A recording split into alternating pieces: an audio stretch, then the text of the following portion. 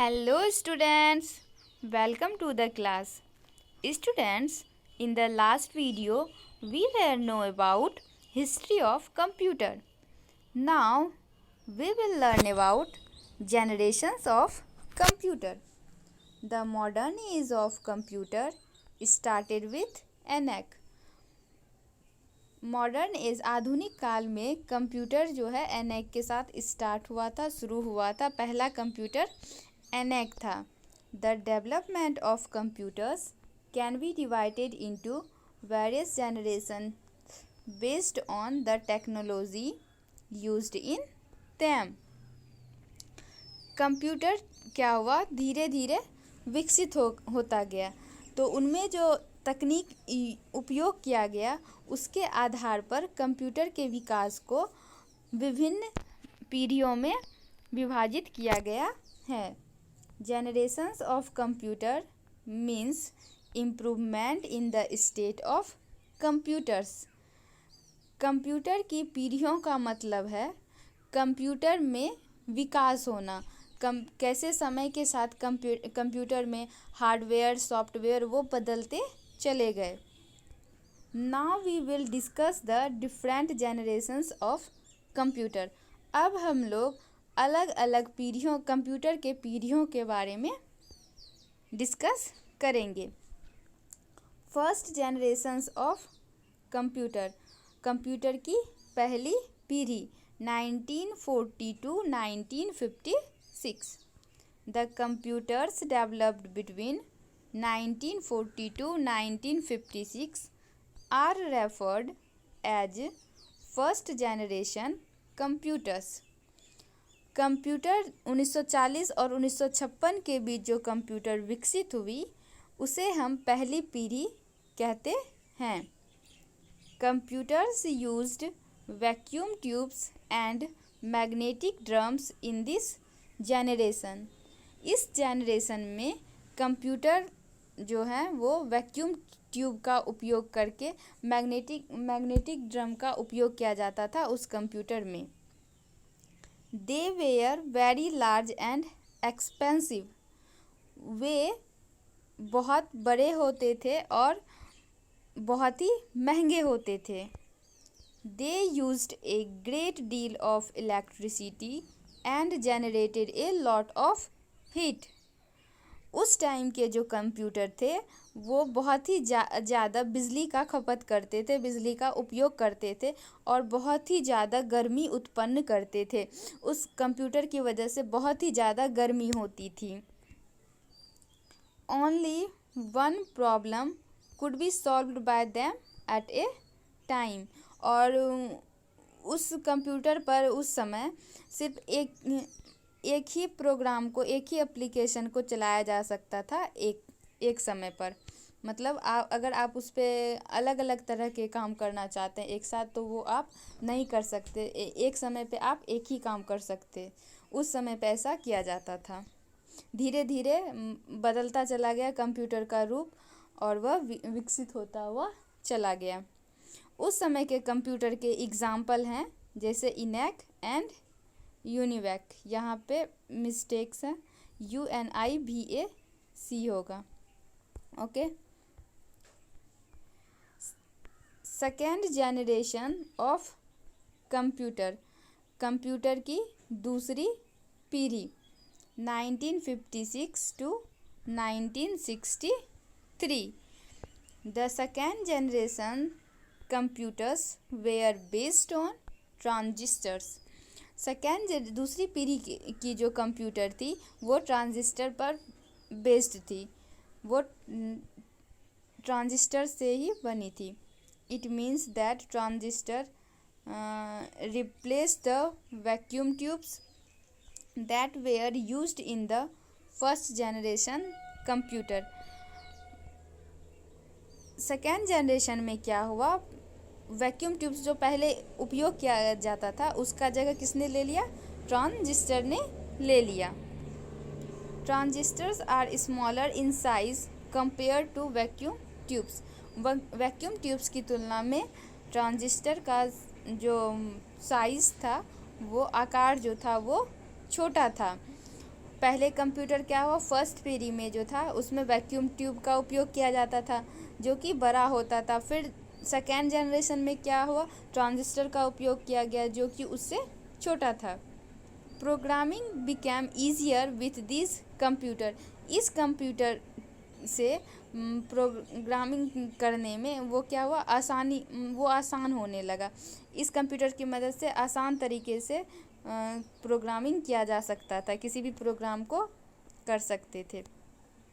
उस टाइम के जो कंप्यूटर थे उनका एग्जाम्पल है जैसे IBM 704, IBM 1401 ETC।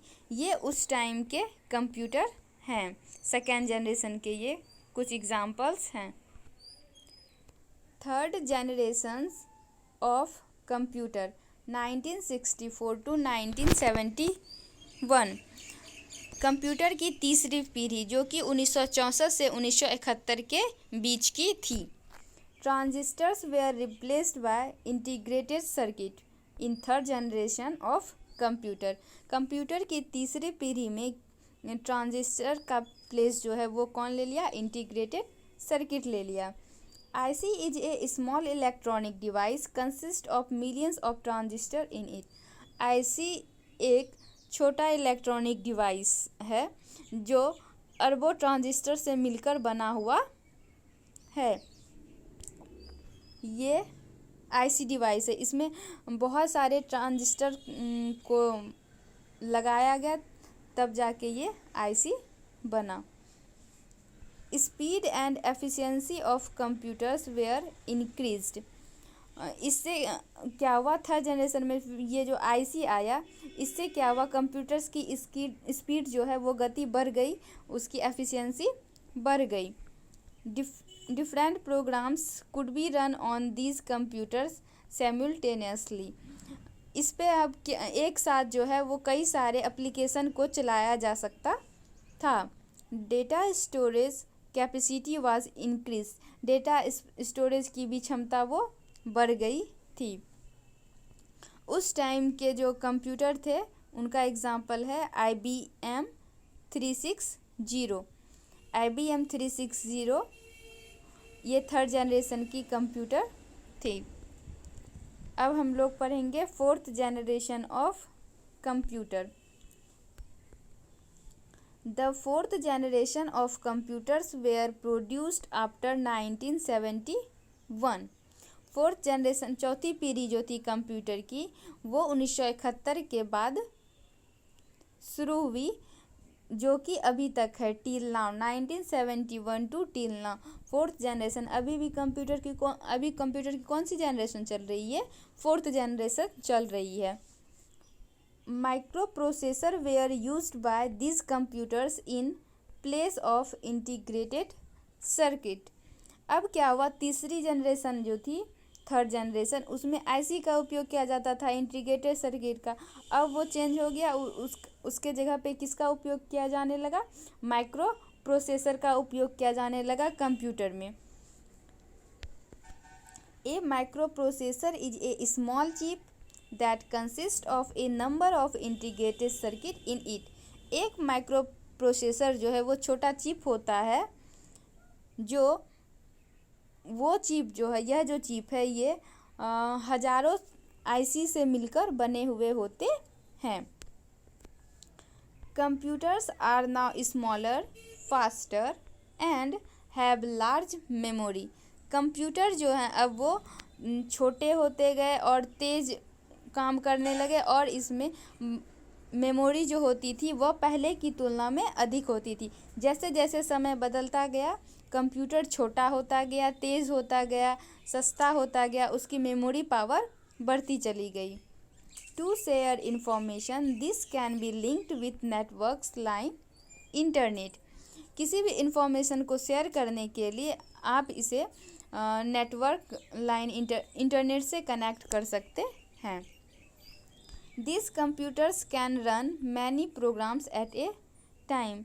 ये जो कंप्यूटर है ये एक साथ कई एप्लीकेशन को चला सकते हैं, जैसे personal computer, work station, ETC। आप पर्सनल कंप्यूटर हो गया, जैसे लैपटॉप पे आप एक साथ कई तरह के एप्लीकेशन को चला सकते हैं।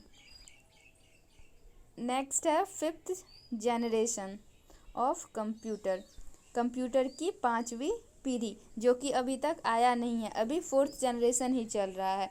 ये फ्यूचर की जनरेशन है 5th generation. 5th generation computers are based on artificial intelligence. 5th generation की जो कंप्यूटर होगी 5वीं पीढ़ी की, वो आर्टिफिशियल इंटेलिजेंस पर आधारित होगी। These computers are still in advanced stage. These computers are generally referred to as supercomputers. They are very powerful. ये कंप्यूटर जो है ये एडवांस होती है, और ये कंप्यूटर जो है वो सामान्यतः सुपर कंप्यूटर की तरह होती है, जो कि बहुत ही पावरफुल होती है। They will use the artificial intelligence, way artificial intelligence उपयोग करेंगे। It denotes that they would think, decide and act like human beings on their own. इसका अर्थ यह है कि वे ह्यूमन बीइंग की तरह, मनुष्य के तरह खुद से सोच पाएंगे, खुद से डिसाइड कर पाएंगे, खुद से एक्शन ले पाएंगे।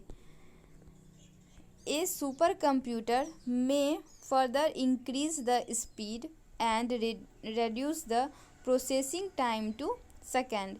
एक सुपर कंप्यूटर वो स्पीड को, गति को बढ़ा सकता है, और प्रोसेसिंग टाइम जो है वो उसको सेकेंड में कम भी कर सकता है। तो आज हम लोगों ने जाना जनरेशन्स ऑफ कंप्यूटर, कंप्यूटर की 5 पीढ़ियाँ, 5 पीढ़ियों के बारे में हम लोगों ने जाना, कैसे समय के साथ कंप्यूटर बदलता चला गया, कैसे कैसे विकसित होता चला गया। अब कुछ फैक्ट्स दिए हुए हैं, इसको हम लोग जानेंगे। Physically ENIAC was massive. It weighed 30 tons and was roughly 2.4 meter by 0.9 meter by 30 meter and consumed 150 kW of power. ENIAC जो होता है वो बड़ा होता है, देखने में बड़ा, उसका जो होता है साइज वो बड़ा होता है। इसका वज़न 30 टन होता है, और यह लगभग इतने मीटर का होता है, 2.4 मीटर इंटू 0.9 इंटू 30 मीटर का वो होता है। और यह जो है 150 किलोवाट बिजली का उपयोग करती है। ओके, अब ये चैप्टर आपका फिनिश हो गया। आई होप आपको ये चैप्टर समझ में आया होगा। Thanks to all of you and take care.